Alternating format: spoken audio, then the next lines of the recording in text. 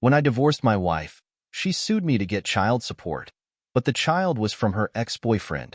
So in court, I presented a DNA test. So, I'm not sure how to start this, but here we go. My name is Michael, and I've been dating Emma for about a year now.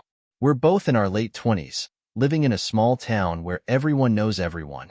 Emma's stunning, smart, and super fun to be around. Everything I thought I wanted in a girlfriend. Until last night.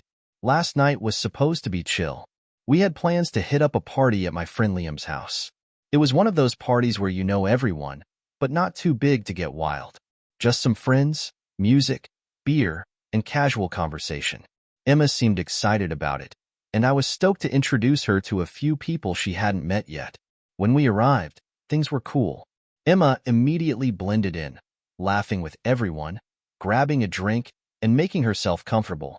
I was making my rounds, talking to my buddies, when I noticed Noah, one of my close friends, hanging by the kitchen island.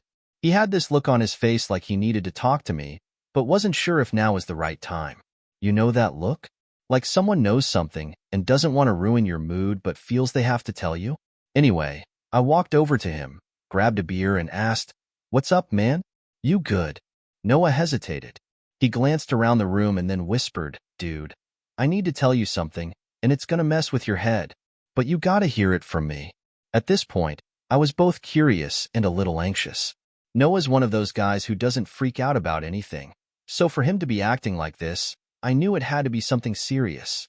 I followed him outside to the patio where no one could overhear us. The moment we were alone, he turned to me and said, "I overheard something. Emma's been telling people she's pregnant."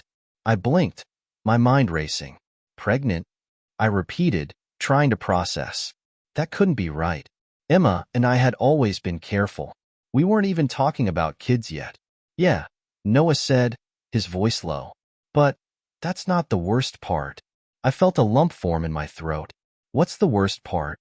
Noah took a deep breath, then dropped the bomb. "She told someone it's her ex's kid." For a second, I thought maybe I'd misheard him, or that Noah was messing with me. But his face was dead serious. My stomach dropped. I felt like I'd just been punched in the gut. "What the hell are you talking about, Noah?" I said, my voice rising. "Emma's pregnant, and it's not mine?" Noah raised his hands, trying to calm me down. "Look, man, I didn't want to believe it either, but I overheard her talking to Scarlett.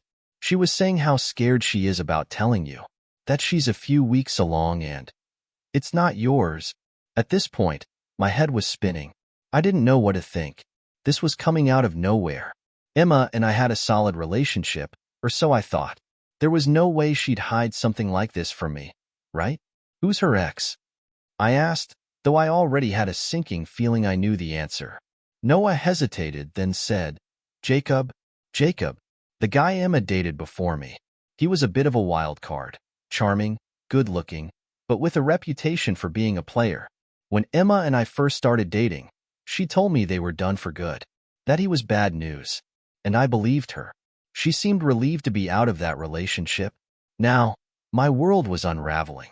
I had to talk to her, confront her about this. But how? Do I just walk up to her and say, "Hey, are you pregnant with your ex's baby?" I needed a plan. Noah stayed with me for a while, letting me process everything. We didn't say much, just stood there in awkward silence. After a few minutes, I went back inside, scanning the room for Emma. She was chatting with a group of girls by the bar, completely unaware of the storm brewing in my head. I walked over, trying to keep my cool, and tapped her on the shoulder. "Hey, can we talk outside for a second?" I asked, my voice betraying my attempt to sound calm. Emma smiled, totally oblivious, and nodded. "Sure, what's up?" Once we were outside, I turned to her, my heart pounding in my chest. I wanted to ease into it, but the words came out like a hammer. "Are you pregnant?" Emma's face immediately dropped. Her smile vanished, replaced by shock and guilt. She opened her mouth to speak, but no words came out. "Emma," I pressed, "are you pregnant?" She nodded, her eyes welling up with tears. "Yes," she whispered. I felt like my legs were going to give out. "And it's not mine, is it?" She didn't respond at first, just stood there, staring at me with those big, guilty eyes. Finally, After what felt like an eternity, she shook her head. No, it's not. I was crushed. My entire relationship with her flashed before my eyes, and I couldn't believe I was standing here, hearing this. The person I thought I knew was lying to me this whole time. How long have you known? I asked, trying to keep my voice steady. Just a few weeks, she said, barely able to meet my eyes. I didn't know how to tell you, Michael. I'm so sorry. I took a deep breath, trying to keep from losing it. Is it Jacob's? I asked, even though I already knew the answer. Emma nodded. Yes. That was it. Everything I'd believed about our relationship, the trust one thought we had, was shattered. I couldn't even look at her. I felt rage, betrayal, and sadness all at once. I need to go, I said, turning away from her before I completely lost it. I can't do this right now. Michael, please, she started, but I was already walking away. I didn't stop until I was out of the house and halfway down the street. My phone buzzed in my pocket, probably Emma, trying to call or text me, but I didn't even check. I couldn't deal with her right now. I needed space, time to think. What was I supposed to do now? Could I even forgive her for this?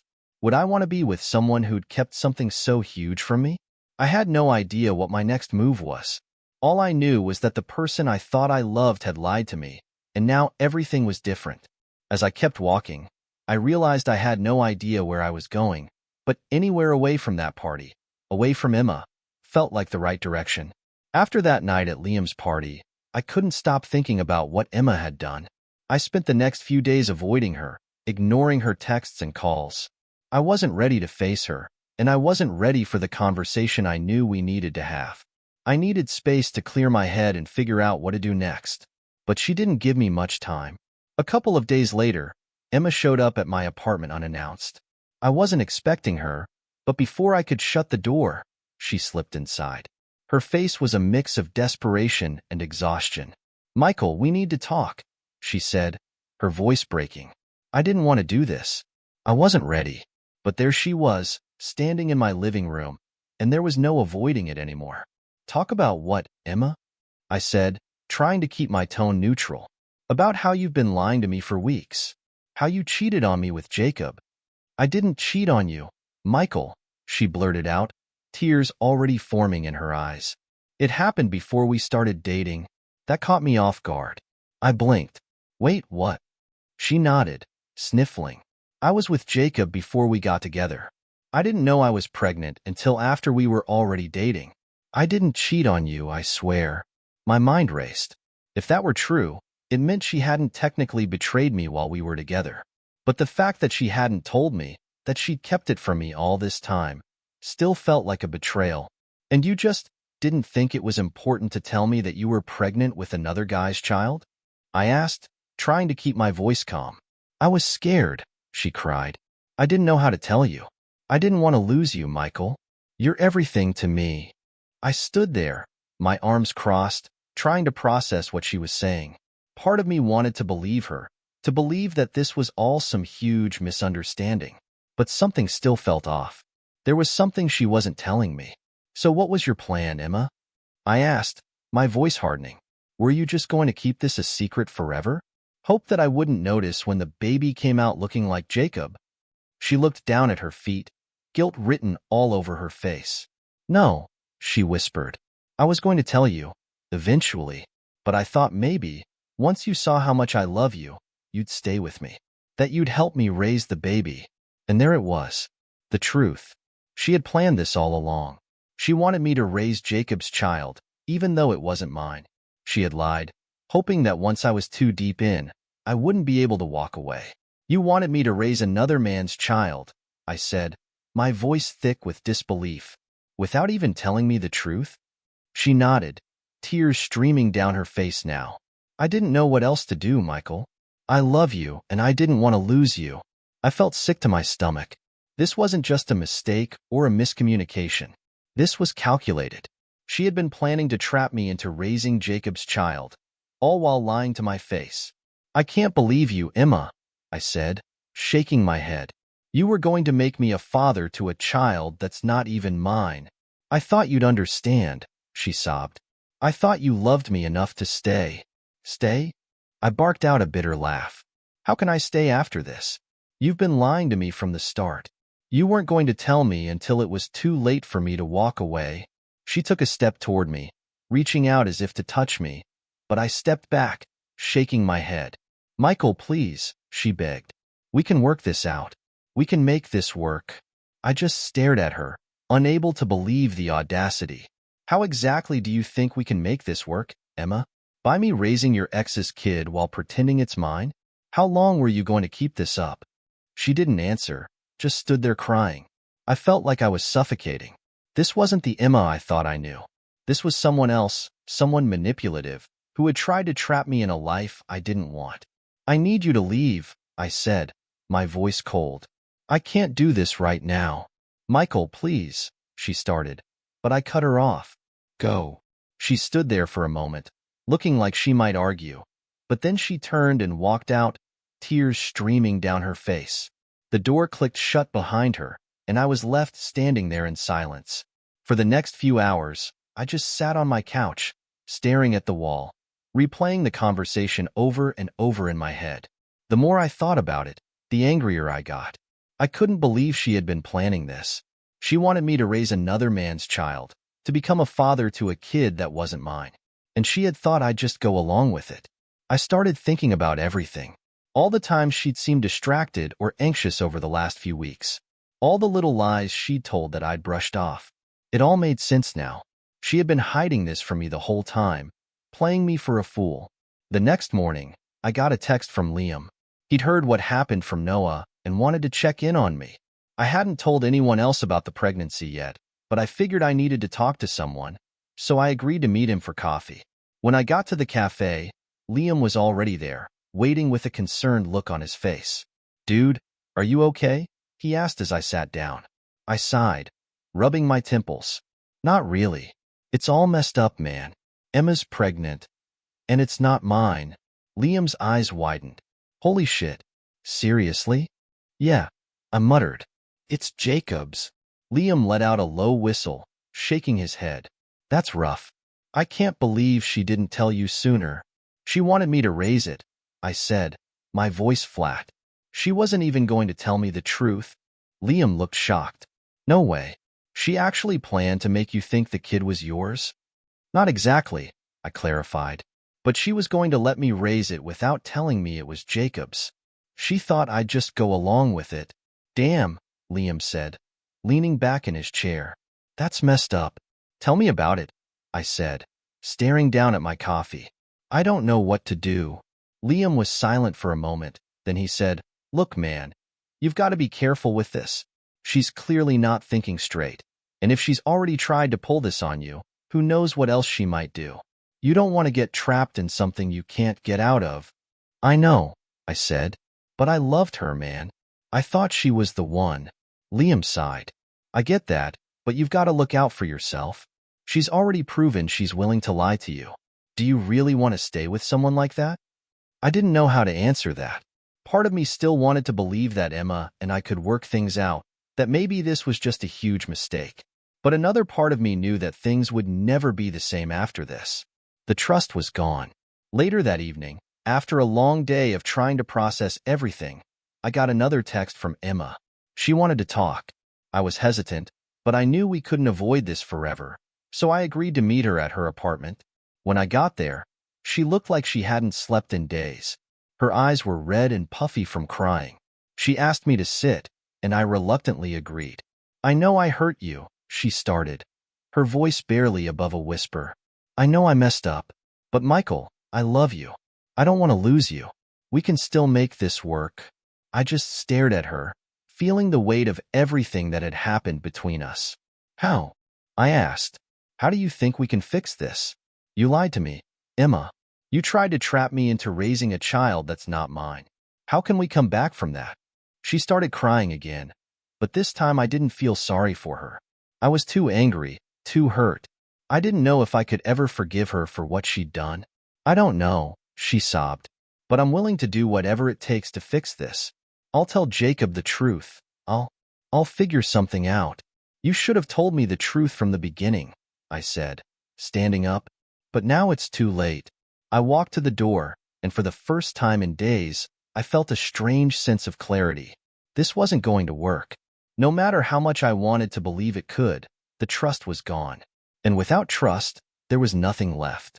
"I can't do this, Emma," I said, turning to face her one last time. "It's over." She broke down completely, sobbing uncontrollably as I walked out the door. And as I left, I knew there was no going back.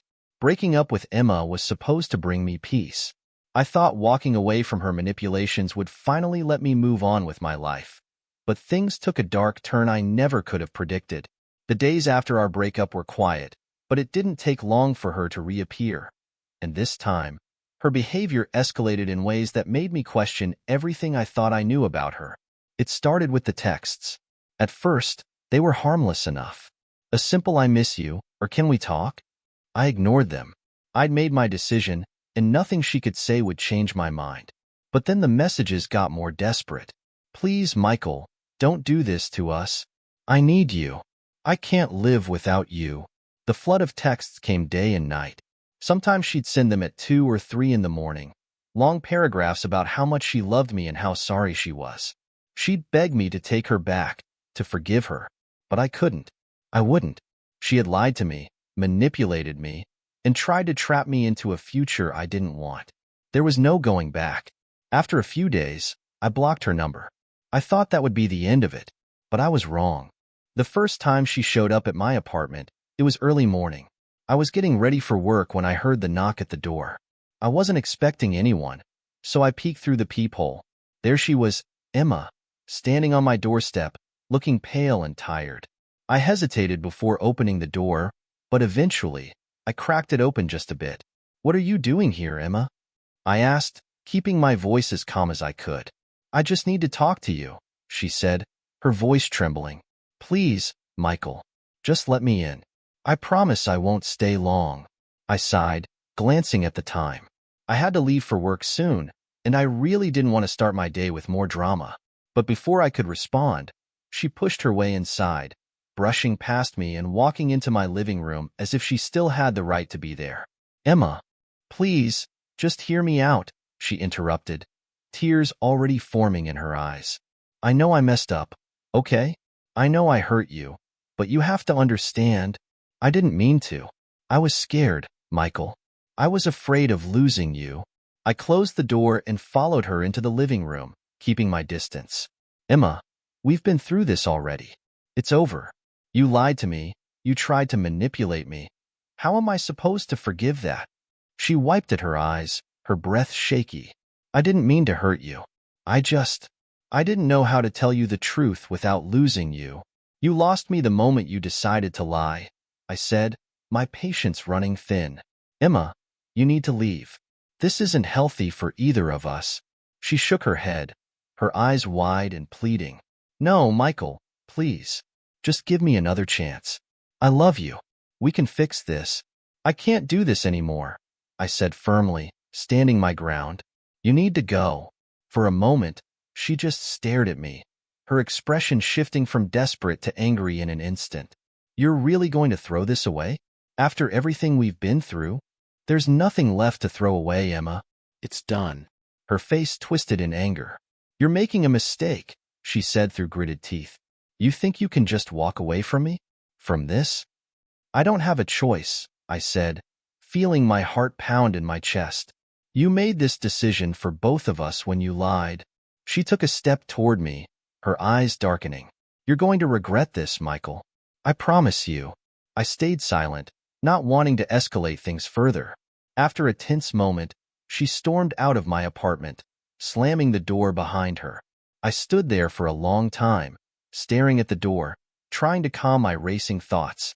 That should have been the end of it. But Emma wasn't done. A couple of days later, I noticed her car parked outside my apartment. At first, I thought it was a coincidence. Maybe she was just driving by. But then it happened again and again. Every time I looked out my window, there she was, sitting in her car, watching my apartment. She never got out, never tried to approach me, but I could feel her eyes on me. It was unnerving. I tried to ignore it at first. I didn't want to believe that Emma would stoop to stalking me, but it was becoming harder to deny. She was everywhere. At the grocery store, at the coffee shop near my work, places she never used to go. It was like she was tracking my every move. One night, I came home late from work, exhausted and just wanting to crash on the couch. As I was unlocking my door, I felt someone watching me. I turned around, and there she was, standing in the shadows just a few feet away. "Jesus, Emma!" I shouted, startled. "What the hell are you doing here?" She stepped closer, her face lit up by the faint glow of a street lamp. "I just wanted to see you," she said softly, like it was the most normal thing in the world. "See me? You've been following me for days, Emma. This is insane." "I miss you," she whispered, taking another step forward. "I miss us. Don't you miss me?" I shook my head, my frustration boiling over. "You need to stop this. Right now. This isn't okay. You can't keep showing up like this." Her expression shifted again, from pleading to something more sinister. "You think you can just walk away from me, Michael? After everything we've been through?" "I have walked away," I said, trying to keep my voice steady. "We're done, Emma. You need to move on." She let out a bitter laugh. "You think it's that easy? You think you can just move on and forget about me? About the baby?" The mention of the baby felt like a punch to the gut. I had tried to put it out of my mind, but hearing her say it brought all the emotions flooding back. Anger, betrayal, confusion. "This isn't about the baby," I said, gritting my teeth. "This is about you manipulating me. You tried to trap me, Emma, and now you're stalking me." "I'm not stalking you," she snapped. I'm trying to make things right." "You're not making anything right by showing up uninvited and following me around town. This is crazy." For a moment, she just stood there, staring at me with an intensity that made my skin crawl. Then, without warning, she lunged forward and grabbed my arm. "You're not going to leave me," she hissed, her nails digging into my skin. "I won't let you." I yanked my arm free, my heart pounding in my chest. "Emma, you need to leave. Now." She stood there, breathing heavily, her eyes locked on mine. For a second, I thought she might attack me. But then she took a step back, her face twisting in anger. "You'll regret this," she said, her voice low and venomous. "You'll regret walking away from me." With that, she turned and stormed off into the night, disappearing into the darkness. I stood there for a long time, trying to process what had just happened. I had never seen this side of Emma before. The desperation, the anger. It was terrifying. After that, things only got worse. She started showing up at my workplace. At first, she'd just stand outside, waiting for me to come out. My coworkers started to notice, asking me what was going on. I brushed it off, trying to avoid drawing attention to the situation. But it was getting harder to hide. One afternoon, I walked out of the office and there she was, standing by my car. I ignored her and tried to walk past, but she grabbed my arm again, pulling me toward her. "Emma, let go." I snapped, trying to free myself. "I need you to listen to me," she said, her voice frantic. "I'm pregnant, Michael. This baby needs a father." "That's not my responsibility," I said, my voice firm. "It's Jacob's. You need to go talk to him, not me." Her grip tightened. "You're the only one I want, Michael. You're the only one who can be a father to this child."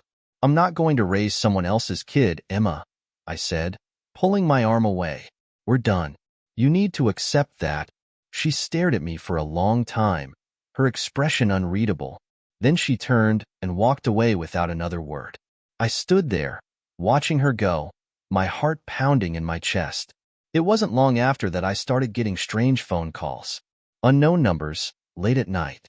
Every time I answered, there would be silence on the other end. I knew it was her. She was trying to mess with me, trying to get under my skin. And it was working. I eventually went to the police, but they couldn't do much without solid evidence. They told me to document everything, to keep track of every time she showed up or contacted me. But even with that, there wasn't much they could do unless she escalated things further. And escalate she did. A few weeks later, I came home from work to find my apartment door unlocked. My heart skipped a beat as I stepped inside, cautiously checking every room. Nothing seemed out of place at first, but then I noticed it. A small photo frame on the coffee table, one that hadn't been there before. Things had already spiraled out of control with Emma stalking me, showing up at my apartment and workplace, and constantly texting me despite my attempts to cut her off. I'd had enough. But just when I thought things couldn't get worse, they did. Much worse. One afternoon, after another long day of dodging her texts and trying to focus on work, I came home to find an envelope on my doorstep. At first, I assumed it was just some junk mail or a misplaced delivery. But when I opened it, my stomach dropped. It was a letter from a lawyer. Emma was suing me for child support. I couldn't believe what I was reading. Child support? I wasn't the father. This had to be some kind of mistake, right? But as I scanned the letter again, it became clear that Emma wasn't just threatening me. She was serious. The letter claimed that I was responsible for financially supporting the baby she was carrying, despite the fact that I had nothing to do with it. I felt my blood boil as I read the accusations, my mind racing. How could she do this? How could she actually try to pin this child on me? I immediately called Liam, my best friend, and explained the situation. He was as shocked as I was. "She's lost her damn mind," Liam said. "This is next-level crazy, man. You need to get a lawyer, like, now." I knew he was right. There was no way I could handle this on my own. Emma had gone too far this time, and I needed to protect myself. I made a few calls that night and scheduled an appointment with a lawyer, feeling a mixture of anger, frustration, and disbelief. I had never imagined that breaking up with someone could lead to something like this. The next morning, I met with the lawyer, a sharp, no-nonsense woman named Evelyn Moore. She listened patiently as I explained the whole situation, starting from Emma's lies about the pregnancy all the way up to the stalking and now this absurd lawsuit. "So let me get this straight," Evelyn said, leaning back in her chair. "She's suing you for child support, even though the child isn't yours, and you've made it clear you have no involvement with her?" "That's right," I said, still feeling the anger bubbling inside me. "I've never even met the guy who's the real father. She just wants me to take responsibility because I was in a relationship with her when she found out she was pregnant." Evelyn sighed and tapped her pen against her notepad. "This is a mess, Michael, but we can fight it. The law is on your side here. You're not the father, and we can prove that. But I'm going to be honest, this is going to get ugly. She's not going to give up easily." Ugly was an understatement. Over the next few weeks, things escalated even further. Emma's lawsuit became public knowledge, and soon, it felt like everyone in town knew about it. People who barely knew me were whispering behind my back, wondering if I was really the father of Emma's baby.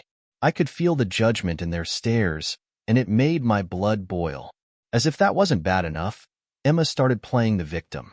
She would tell anyone who would listen that I had abandoned her and our child.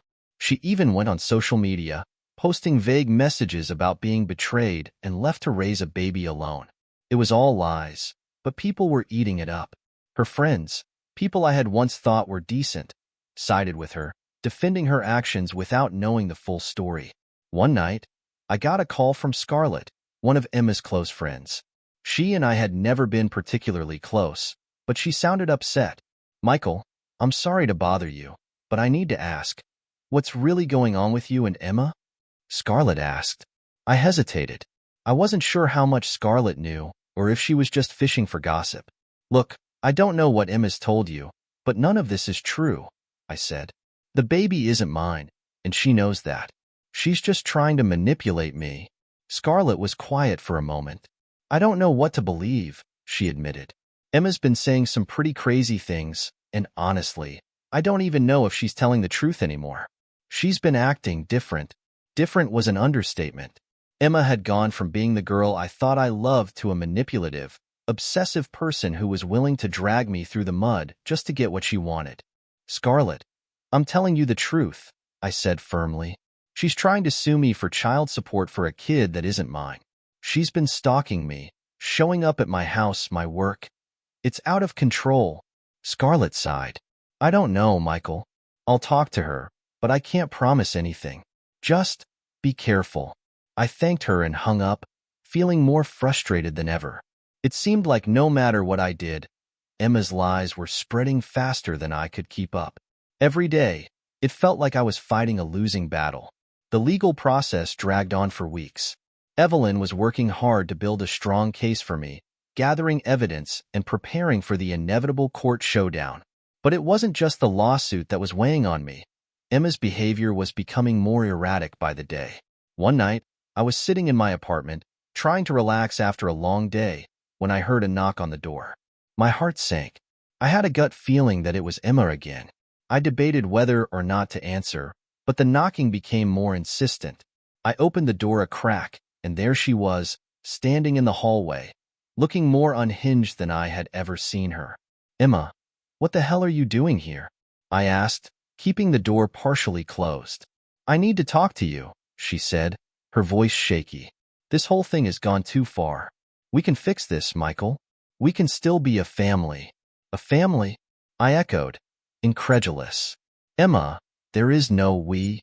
There is no family. This is insane." She pushed against the door, forcing her way into my apartment. "Please, just hear me out," she begged, her eyes wild. "You and I, we belong together. We can raise this baby together. You'll see. It can work." I backed away, feeling trapped. "Emma, you need to leave. Now." She ignored me, pacing around the living room, her hands tugging at her hair. "You don't understand, Michael. This baby needs you. I need you. We're supposed to be together." "Emma, stop," I shouted, trying to keep my composure. "You can't keep doing this. You're stalking me, you're lying, and now you're trying to drag me into some legal nightmare. This is over. You need to leave, or I'm calling the police." Her face contorted with anger, and for a second, I thought she might attack me. But then, just as quickly, her expression shifted back to desperation. "I'm sorry," she whispered, tears welling up in her eyes. "I just don't want to lose you. You lost me the moment you lied to me," I said, my voice firm. "Now, get out." She stared at me for a long moment, her eyes filled with tears, but eventually, she turned and left without another word. I locked the door behind her, my heart pounding. I knew this wasn't over. She wasn't going to give up that easily. A few days later, I got a call from Evelyn. "Good news," she said. "We're going to get a paternity test. That should put an end to this nonsense." The relief I felt was immense.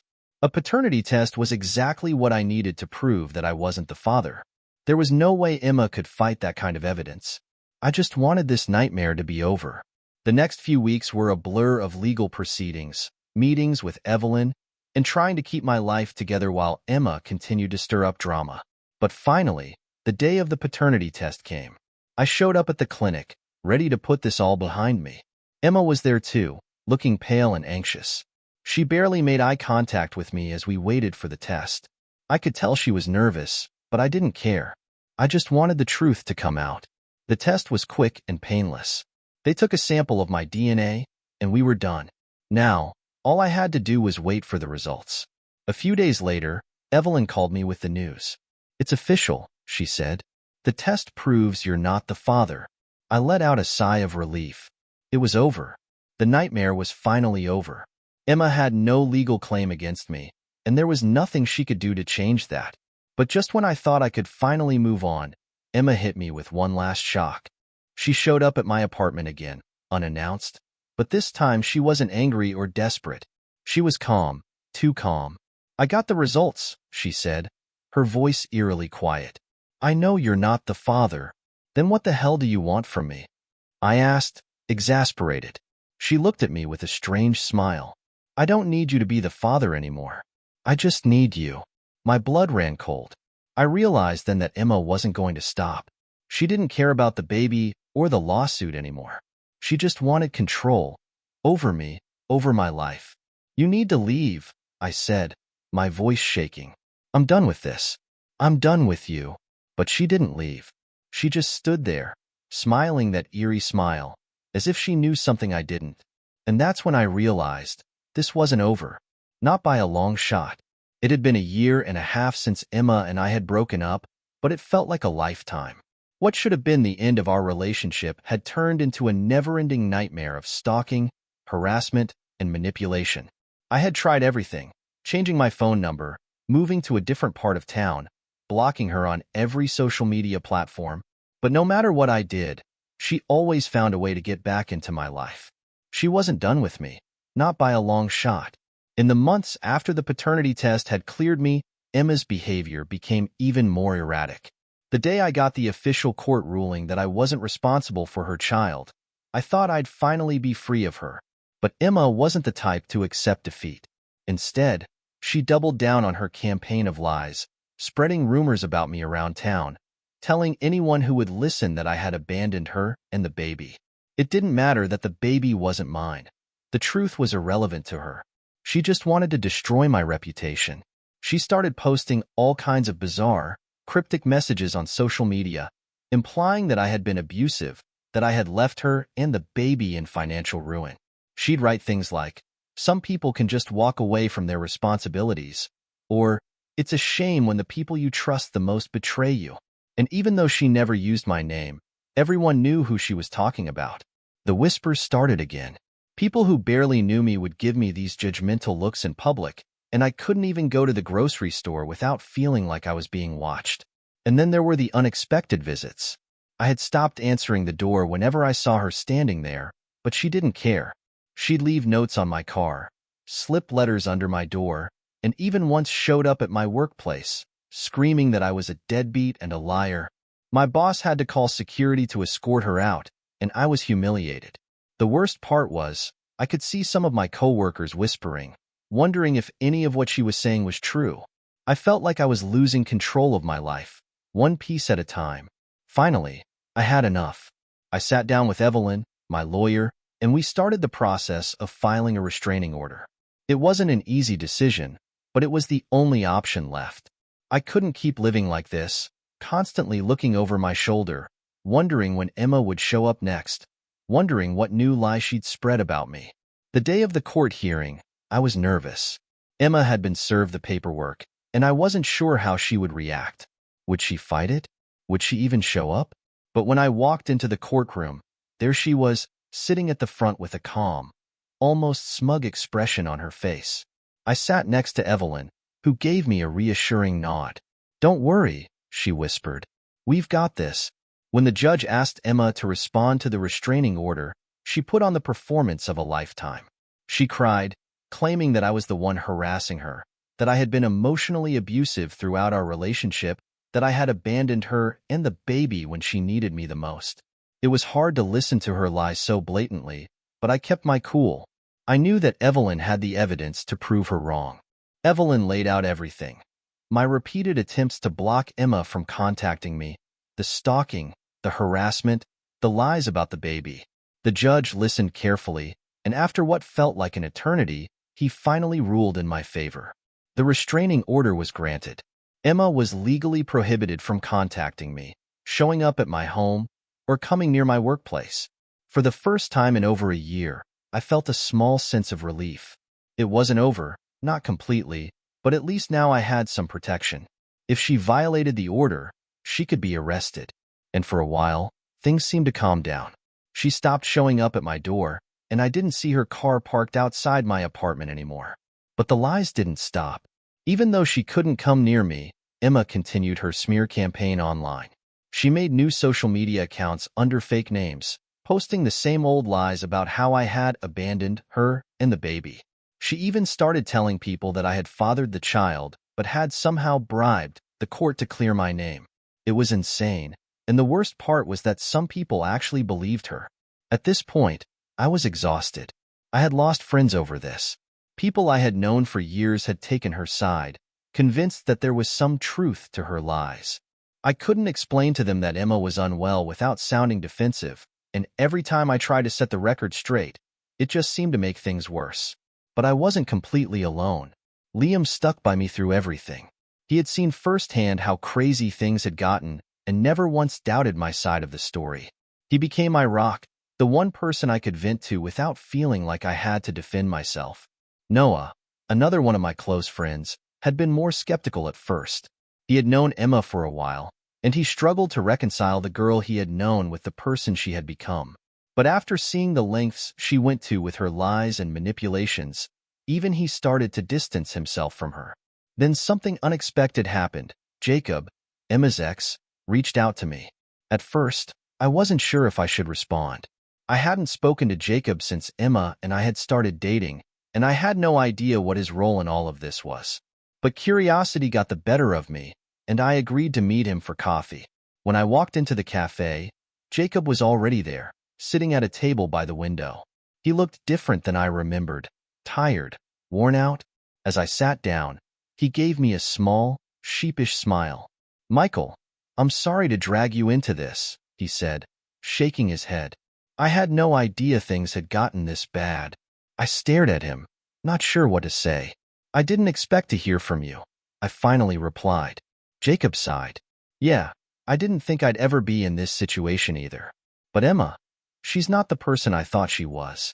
I didn't realize how bad things were until after we broke up. And when I found out what she's been doing to you, I couldn't stay quiet." He looked genuinely remorseful, and for a moment, I almost felt sorry for him. He had been tangled up in Emma's web just like I had, maybe even worse. After all, the baby was his, and he was stuck dealing with her for the rest of his life. "I'm not sure what you want from me," I said cautiously. "I've done everything I can to get away from her, but she keeps dragging me back in." "I know," Jacob said, running a hand through his hair. "That's why I wanted to meet. I wanted to apologize. I should have done more to stop her when this all started. I didn't realize how far she was willing to go." He told me about his own experiences with Emma, how she had manipulated him, lied to him, and used their child as leverage to keep him tied to her. He had tried to co-parent with her, but every time he thought they had reached an understanding, she would find a way to twist the situation to her advantage.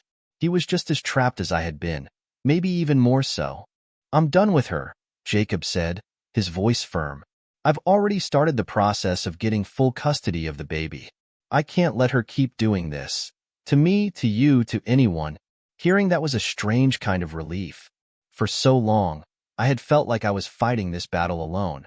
But knowing that Jacob had also been manipulated and was now standing up to her gave me hope. Maybe there was a way out of this mess after all. Over the next few months, things started to shift. With the restraining order in place and Jacob taking legal action to gain custody of their child, Emma's power over both of us began to weaken. The lies she spread online started to lose traction as people realized that her stories didn't add up. Slowly, I began to rebuild my life. Liam and Noah stuck by me through it all, and with their support, I started to feel like myself again. The paranoia that had consumed me for so long began to fade, and I could finally go out in public without constantly looking over my shoulder. It wasn't easy. There were still days when I felt the weight of everything Emma had put me through, and I knew that the scars she had left, both emotional and social, would take time to heal. But for the first time in a long time, I felt like I was moving forward. One evening, I got a call from Jacob. He had won full custody of the baby, and Emma was now legally required to stay away from both of us. It was a bittersweet victory. While I was relieved that she could no longer interfere in my life, I couldn't help but feel sorry for her in some strange way. She had lost everything: her relationship, her child, and her credibility. But I knew I couldn't dwell on that. I had to focus on my own life, my own healing. The final turning point came when Jacob and I decided to meet one last time. We sat down together, two men who had been on opposite sides of the same nightmare, and made a pact. We wouldn't let Emma control us anymore. We wouldn't let her lies define us. We were done with her, once and for all. As I walked away from that meeting, I felt a sense of closure that I hadn't felt in years. It wasn't a perfect ending, but it was enough. I had my life back, and that was all that mattered. In the end, Emma's lies couldn't destroy me. I had survived, and now it was finally over.